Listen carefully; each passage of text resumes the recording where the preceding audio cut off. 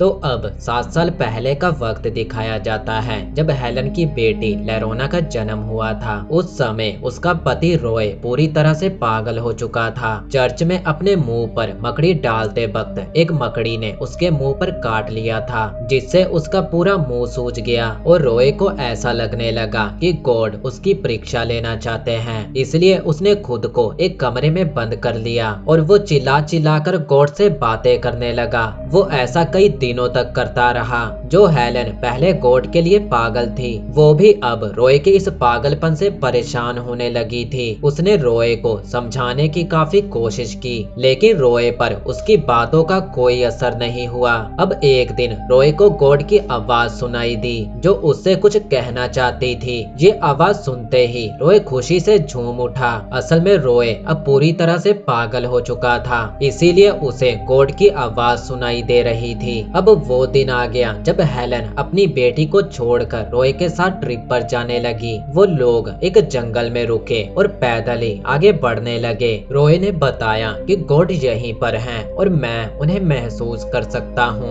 और अगले ही पल उसने हेलन के गले में स्क्रू ड्राइवर घुसा दिया। हेलन तड़प तड़प कर वहीं पर मारी गई और फिर रॉय ये चेक करके कि हेलन मर गई है, उसे वापस से जिंदा करने लगा। गॉड, मैंने आपकी आवाज सुनी थी। हेलन, मैं तुम्हें वापस से जिंदा करता हूँ। गॉड के आदेश पर मैं तुम्हें वापस से जिंदा करता हूँ। हेलन, वापस आओ। वो ऊपर देखकर गॉड को पुकारता रहा, लेकिन अब हेलन का काम तो तमाम हो चुका था। उसने कहा कि वो पुलिस के सामने सब कुछ कबूल कर लेगा, लेकिन रॉय के भाई ने उससे कहा कि तुमने गॉड के नाम पर अपनी पत्नी को मारकर जंगल में दफना दिया। पुलिस वाले सिर्फ तुम्हें साइकोपैथ समझेंगे, इसलिए तुम यहाँ से भाग जाओ। अगली सुबह रॉय अपने भाई को छोड़कर अपनी बेटी से मिलने जाने लगा। रास्ते में उसे लिफ्ट मिल गई थी और उसे लिफ्ट दी किसने थी? वही सैंडी और कार्ल, जिन्हें हमने कहानी की शुरुआत में देखा था। इन दोनों ने शादी कर ली थी और इनके अंदर एक अलग ही चुल थी।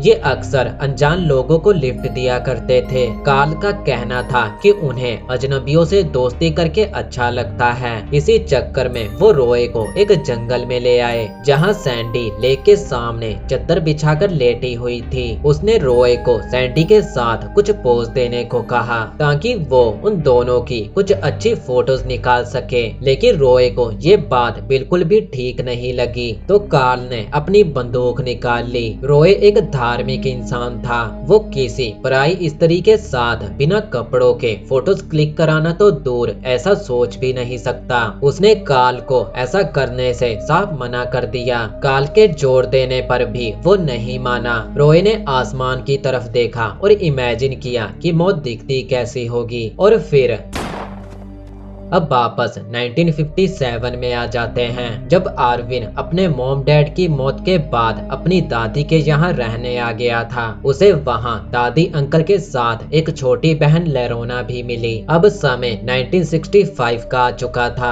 आज आर्विन का 18वां जन्मदिन था। जन्मदिन पर उसके अंकल ने उसे गिफ्ट में वही गन दी जो आर्विन के डैड ने जंग के बाद अंकल को दी थी। आर्विन अपने डैड के बारे में सुनकर इतना खुश नहीं हुआ, क्योंकि आज भी उसे याद था कि उसके डैड ने उसके कुत्ते के साथ क्या किया था। फिर भी उसने वो बंदूक रख ली। स्कूल में कुछ लड़के लेरोना को बुली करते रहते थे, जिनसे अक्सर आर्विन की लड़ाई होती रहती थी। वो अपनी छोटी बहन लेरोना को लेकर बहुत प्रोटेक्टिव था। लेरोना अक्सर अपनी माँ की कबर पर जाया करती थी और आर्विन भी उसका दिल रखने के लिए उसके साथ आ जाया करता था। उसने कहा कि लेरोना का बाप कहीं मजे कर रहा होगा। उसने लेरोना से पूछा भी कि अगर कभी उसका बाप वापिस आ गया तो वो क्या करेगी, जिस पर लेरोना बोली कि मैं उन्हें माफ करके एक नई शुरुआत करूंगी। असल में लेरोना अपनी माँ की तरह ही धार्मिक थी और वो लोगों को माफ करने में विश्वास रखती थी। हालांकि आर्विन बिल्कुल भी धार्मिक नहीं था।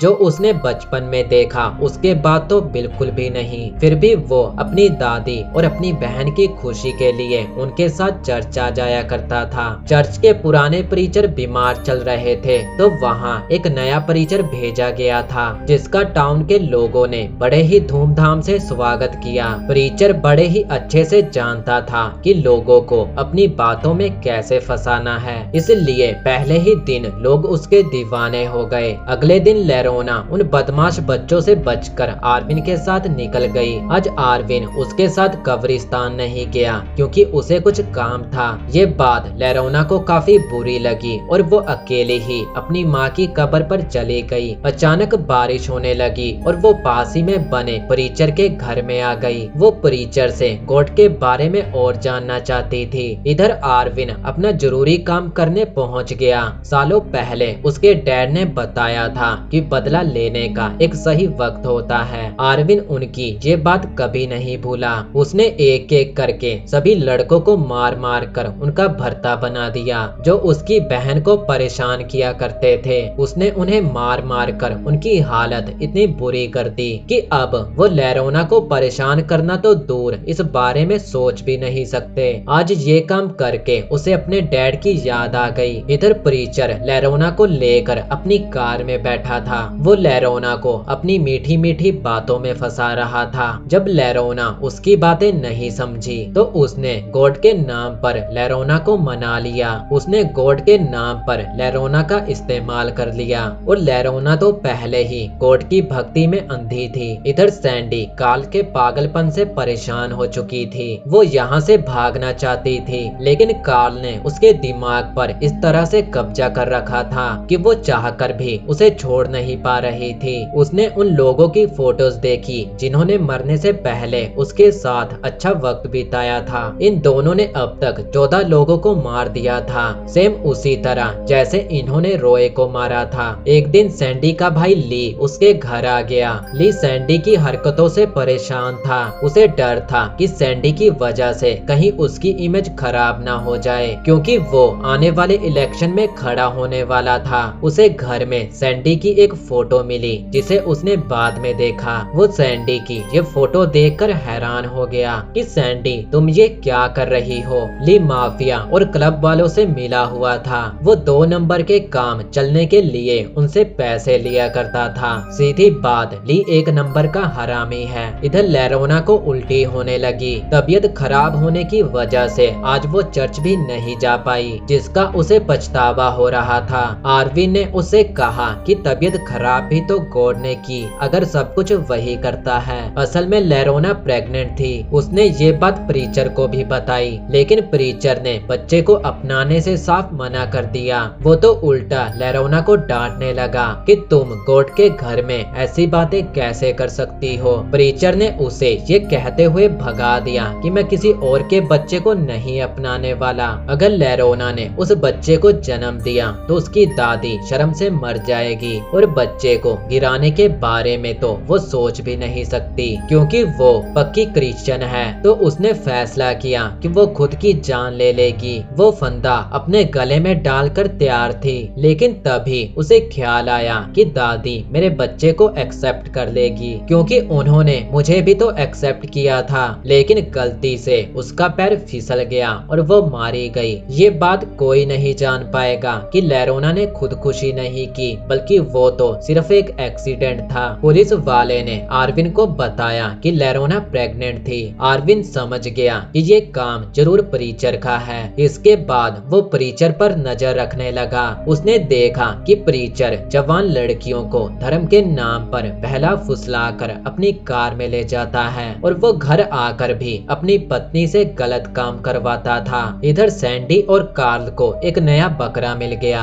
जो कि एक फौजी था। वो लोग फौजी को जंगल में ले गए जहां उसके साथ फोटो शूट करने लगे। फौजी के साथ भी वही हुआ जो बाकी 14 लोगों के साथ हुआ था। उन्होंने उसे बड़ी ही बेरहमी से मार डाला। इधर आर्विन गन लेकर चर्च पहुंच गया जहां वो पहले प्रीचर को शूट करने लगा लेकिन उसकी हिम्मत नहीं हुई। वो चुपचाप सीट पर बैठ गया। फिर उसने प्रीचर से कहा कि आज यहाँ एक पापी आया है जिसे आपकी मदद चाहिए। आर्विन ने कहा कि मैं शादीशुदा हूँ और मैं अपनी पत्नी के साथ वो सब करता हूँ जो मुझे नहीं करना चाहिए, और मैंने बहुत सारी लड़कियों के साथ भी गलत किया है। एक लड़की को तो मैंने प्रेग्नेंट भी कर दिया है। आरविन ने वो सारी बातें कही जो प्रीचर ने कर रखी थी। प्रीचर समझ गया कि ये मेरी ही बात कर रहा है। आरविन ने तुरंत अपनी गन निकाल ली। प्रीचर ने उसे भी धर्म के नाम पर बहलाने की कोशिश की, लेकिन आरविन पर उसका कोई असर नहीं हुआ,